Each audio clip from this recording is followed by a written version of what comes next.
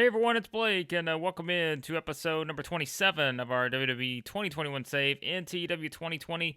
This is Smackdown for week 2 in August. The road to SummerSlam continues, and we got a lot to get to in this Smackdown. It's a very angle-heavy show. We got a lot of angles we need to set up on the run to the run to SummerSlam, which, as we talked about after Great American Bash, we had a lot to sort of pack in over the next, 4 episodes of SmackDown, which this will be the second now, just based on going from the pay-per-view to SummerSlam. We have a lot to set up, and as you remember on the previous episode of SmackDown, we set up quite a bit, but we're going to take things a step further here on this one. So let's jump into the pre-show. It is Nia Jax getting the win over Dana Brooke, 5:06 by submission.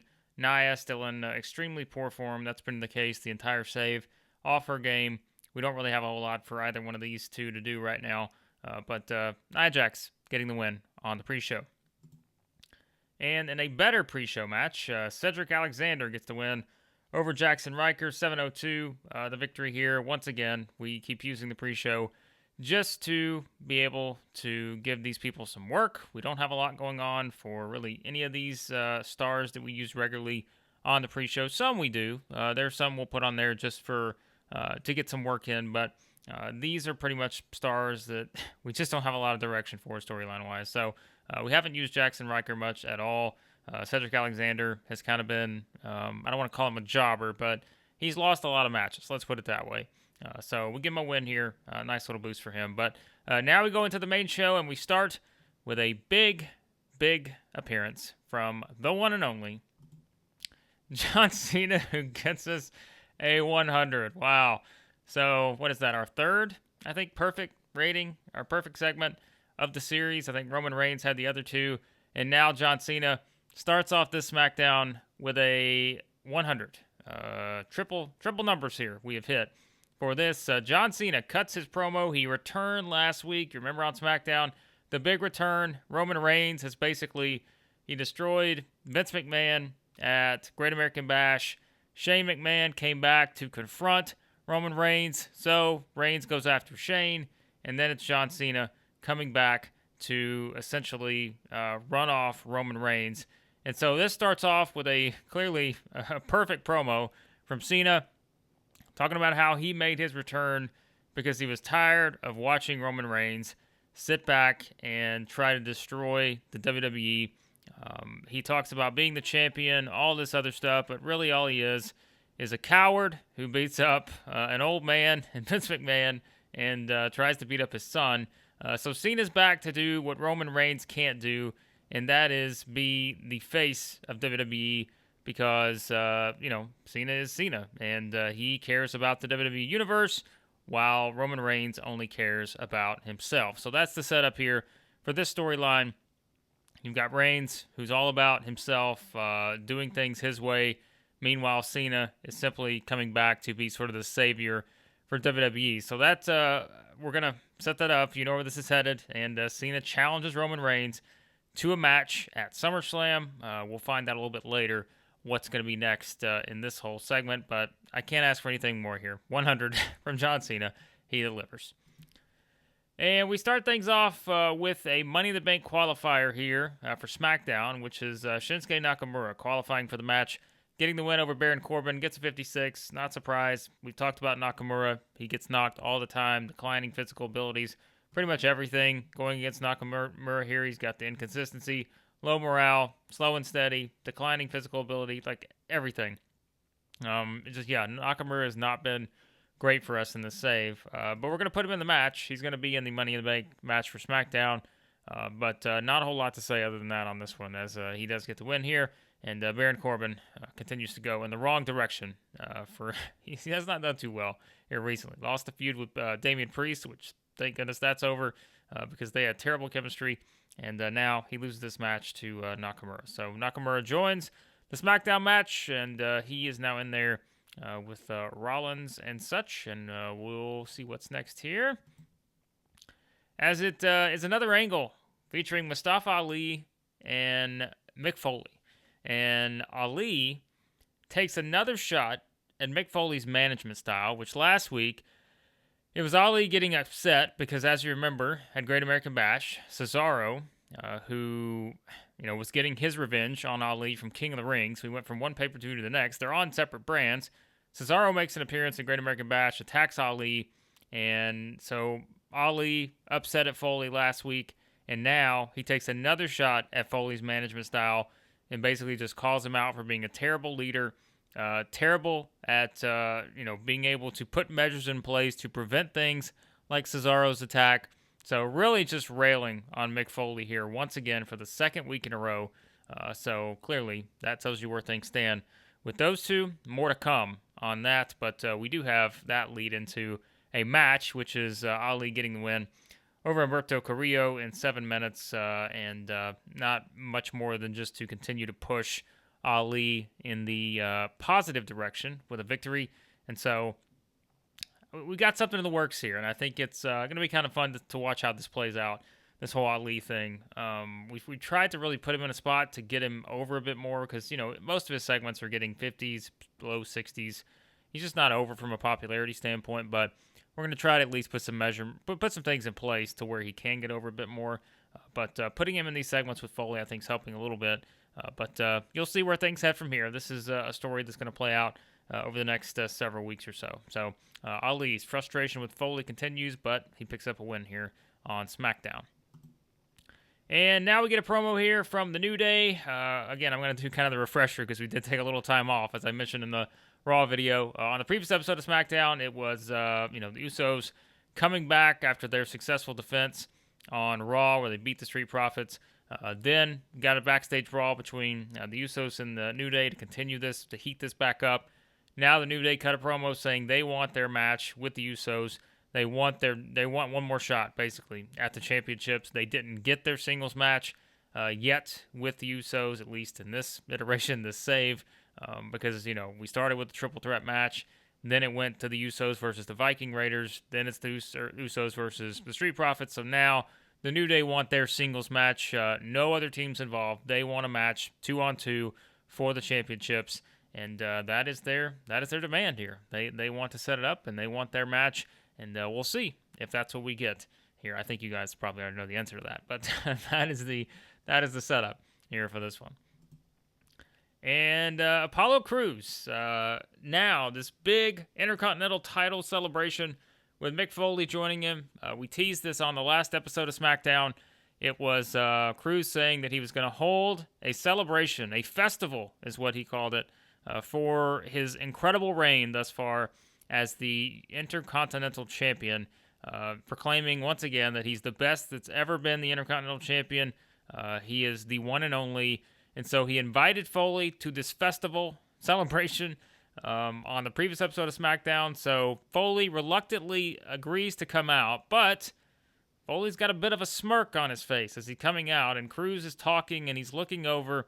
He's seeing Foley with this smirk on his face and trying to figure out what is Mick Foley up to here, and really trying to, he's getting frustrated. Crews is not happy. It was all about him, and the crowd is really focused in on Foley, who just seemingly can't help himself. Really just, has a big grin on his face, and Crews cannot figure out why. Well, we're about to figure out why. And that is because Apollo Crews in the ring. Again, it's a celebration. Forget the new title part. He's the champion. Keith Lee is here. And Keith Lee shows up to spoil the Intercontinental title festival. And not impressed, proceeds to just beat down Apollo Crews. So Keith Lee, his first appearance here in our save. We have not had Keith Lee on. He was away. In terms of the database, I think it was personal issues, so he was away. I think it was 56 days, I want to say. So it probably would have been, we started this the 1st of June. So he didn't become available, I think, until the first week of August. So we had kind of already knew where we were going to head with Keith Lee once he was available. And, now we just play it out here in week 2 of August. So, Keith Lee is here. And he has clearly set his sights on Apollo Crews. So, once again, you can sort of connect the dots, have a pretty good idea where this is headed. But Keith Lee, finally glad to get him on the shows here because Keith Lee is someone I really think that we could have an interesting time with in terms of how we can use him in this save. So Keith Lee is back and setting his sights on the Intercontinental Champion moving forward. And that leads us into another match here as we have Shayna Baszler and Natalya fighting to a draw after a double countout. So this one spills out of the ring. Goes about 7 minutes, 19 seconds there. 55, that's fine.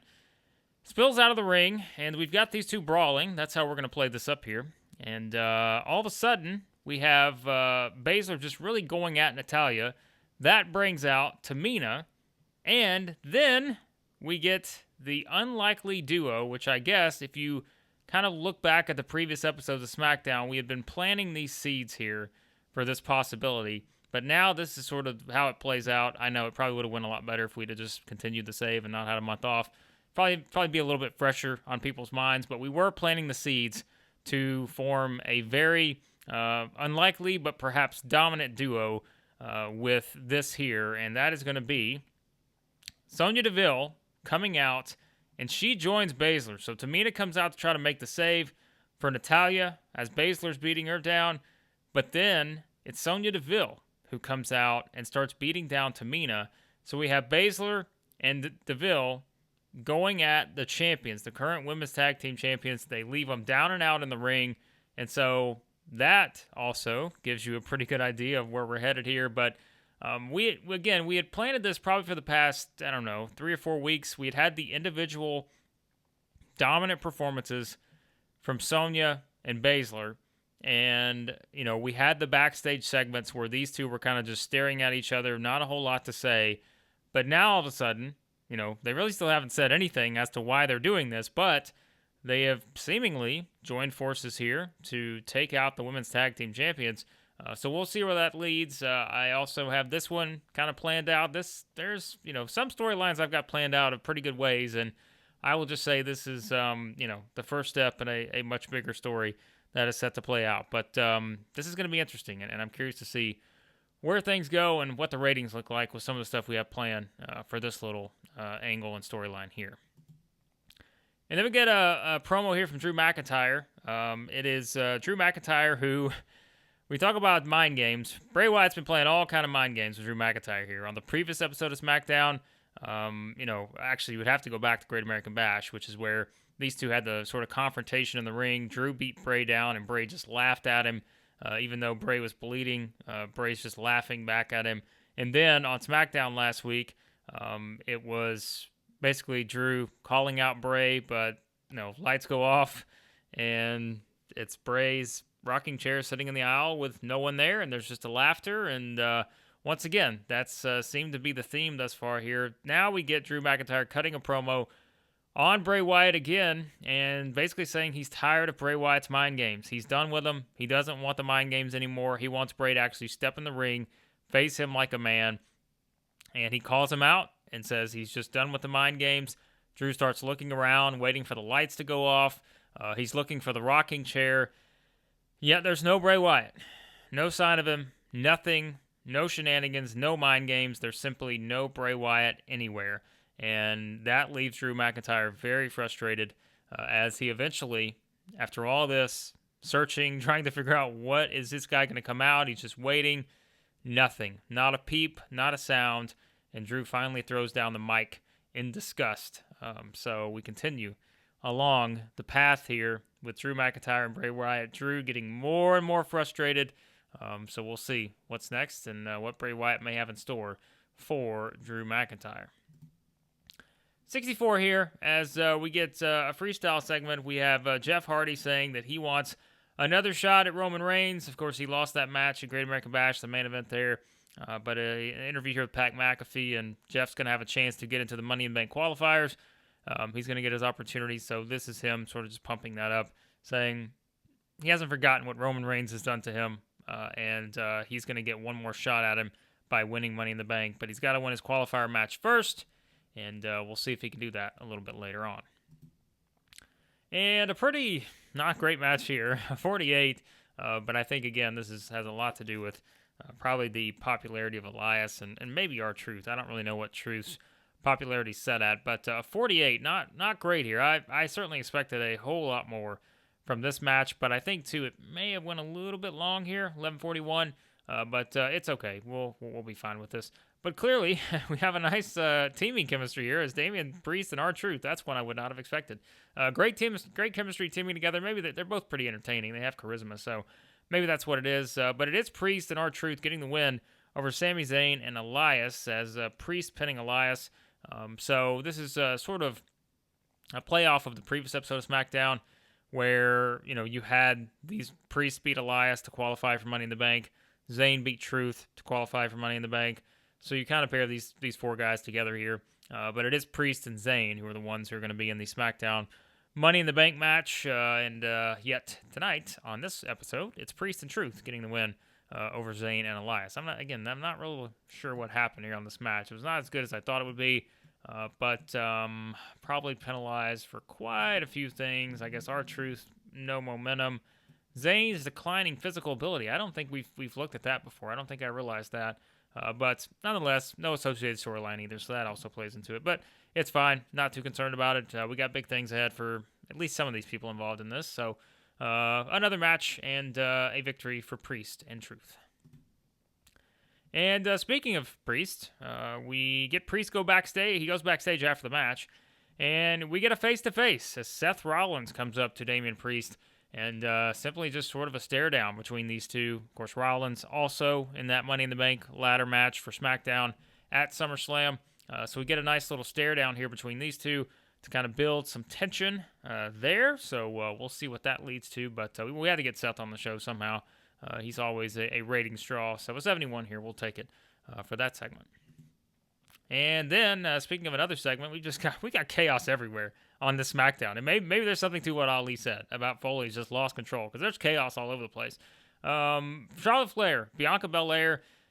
Basically, Charlotte is backstage, and she's been taunting Bianca after stealing her title. Actually stealing it, not beating her for the title. She actually stole the title, for those who maybe did not watch Great American Bash. Stole the title away from Bianca. So Charlotte goes to cut a promo. Before she can even get a word out, here comes Bianca Belair flying into the picture, and we just get a brawl that breaks out between these two backstage. We've got, road agents, staff everywhere. So just there's a lot going on here on this episode of SmackDown. We've just got a lot of stuff everywhere. And so these two brawling, Bianca clearly still pissed off because she wants her title back. Charlotte has stolen the title, but Charlotte did not have the title with her in this segment. So that is also something worth noting here, that she did not have the title with her. But yet Bianca not waiting around. She goes right after him. We get a brawl, all that. So it gets us to 70. Nice little, good stuff here. And as you can imagine, we know where we're headed with this on the road to SummerSlam. And that's going to lead us into our main event, which gets a 63. Not a great rating. I don't think this show is going to do great from a rating standpoint, but we had a lot, like I said, with SmackDown. The problem is we're having to jam a lot in over the course of 4 weeks because we did have a pay-per-view coming off of it at Great American Bash. So we're just having to really put a lot into this here. 63. Jeff Hardy gets the win, so he now qualifies for Money in the Bank as well. So we've got, several people now into this match, and we've got a pretty stacked group thus far. I think when you look at it, I think we've got 5 of the 6. Yes, we've got Rollins, Nakamura, Jeff Hardy, Damien Priest, Sami Zayn. So those 5 are in. We will get some clarification on who the next competitor is going to be next week on SmackDown. And so that's Jeff Hardy qualifying. So maybe we'll get another chance at Roman Reigns. We'll see. 63 overall, not bad. But just our matches on this show, I really was not set up. Like I said, it was more of an angle-heavy show than a match-based show, and that'll drag our rating down a little bit, but that's okay. And we're going to wrap up with a pretty big segment here. Not quite a 100 from Mr. 100, Roman Reigns, but he gets an 87, and Roman Reigns, basically Paul Heyman, out to taunt John Cena. And the basis is this. Roman Reigns has decided that even though John Cena is not him, we all know, if you've been watching this series, you know, this whole him scenario has played out since the very first week of SmackDown, all the way back in June. Even though John Cena is not him, Roman Reigns has decided that he will accept the challenge because John Cena actually is just like him. He has a lot of the same characteristics, a lot of the same selfishness.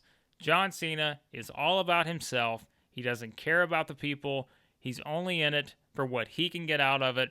And this is sort of what Roman Reigns is saying, is that John Cena is not him. So for anyone that thought that that was the big reveal, not yet. But John Cena is probably the closest thing that Roman Reigns has seen to him ever. And so that sort of adds another layer, another tease here for what could be to come. But Roman Reigns does accept the challenge from John Cena. There is our SummerSlam match. It will be Roman Reigns versus John Cena. I know what you're thinking. This is exactly where WWE went in real life. I get it, but I said it before that we wanted to do this match at SummerSlam because we need it as sort of something that's going to build off of something pretty big. So there you go. So our match is official. We're going to have Roman Reigns versus John Cena at SummerSlam. That will be the main event of our SummerSlam. And so Roman Reigns declaring that John Cena isn't him, but in a lot of ways, he is him. So there's another tease. We will continue to play this out, see where it goes. An 87 will take that, so we book in the show with a 100 segment from Cena, an 87 from Reigns. That's good. That'll help the overall rating, which gets a 78. Pretty good here. Not too bad. I thought it would actually get a little worse because our matches weren't very good, but clearly the segments, we had so many of them, and they really brought up a lot of this, so we will take it, and that is the second week of SmackDown in the books, and let's see what else we need to get into, and if there's anything email-wise, if anyone hates Ricochet, we're going to continue to run with this theme. I'm sure someone hates Ricochet because everyone does, apparently, in this save. We will see what's going on, anything we need to look at before we wrap up this episode. All right, so SmackDown, of course, an excellent show. We struck gold. We're just striking a lot of gold these days, aren't we? That's a big change from where we were early in the save, but a lot of good stuff here. Let's see, anything else through here that looks interesting? We've got a new champion in ROH, so it looks like Alex Shelley becomes champion. AW Dark, yeah, not a great rating, but it's a YouTube show. What about our 205 Live? All right, we got 121,000 viewers for 205 Live. What's this hot property? Penelope Ford. Penelope Ford was singled out by the one to watch. What about Penelope? What's her contract look like? Okay, well, she's still under contract for AEW, so we can't have any discussions yet. But Penelope's intriguing. She's got, her star quality isn't very high. She's got the sex appeal, but I don't know. She's an interesting one. Maybe, potentially, we see what we can do there. Maybe there's someone to keep an eye on for the women's division at some point. Let's see what we got from a male standpoint. Flash Morgan Webster's gone from NXT UK. I don't think we ever really did anything with that. So we probably just didn't do a whole lot with it there. Drug test fees, the usual SmackDown viewing figure, 5.30. I think that's actually pretty high. I think that may be one of our highest we've had in a while. But when you have John Cena on there and Roman Reigns, what do you expect? An incredible rating. We've got some stuff here to attend to. Okay, we've got contract negotiations. So Angelo Dawkins, obviously we're going to re-sign him. We're going to complete this signing here. Norman Smiley, we also had to engage in negotiations with Norman, and we want to bring him back as a very quality road agent. So Norman's back, and we've also, by the way, this came up between Raw and SmackDown. We have Adam Cole and Bobby Roode. Both of their contracts were coming up, so we do have negotiations in place with both of those two. We will see what the response is from there. Hopefully Adam Cole decides not to leave for AEW, as he did in real life. So we had to get the contract negotiations in quick with Adam Cole, because we didn't want him, all of a sudden leaving very quickly for AEW.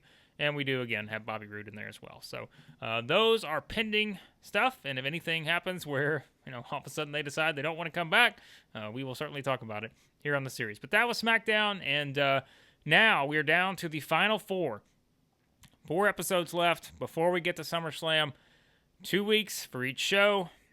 It's going to be fun. I'm telling you, as we continue to go through the shows here, I'm just getting more and more jazzed for SummerSlam. I think hopefully you guys are going to love it. It's going to be easily the biggest show we've ever done on this save, and there's a lot that's going to happen at SummerSlam, and I can't wait to get to it. But I really think actually the next couple weeks of these 2 shows are really our build-up shows to it. I think there's going to be some pretty interesting stuff on these next 4 episodes too. So we're really putting it all into play here as we head towards SummerSlam. So be sure to like, share, subscribe, all that good stuff, so you don't miss any of the episodes we do have on the way. And we will have Raw coming up next, as it will be week 3 in August, and that means we are one step closer to SummerSlam. So again, be sure to like and share and all that good stuff, and I appreciate all the great feedback as always. And next up will be August week 3 with another episode of WWE Raw.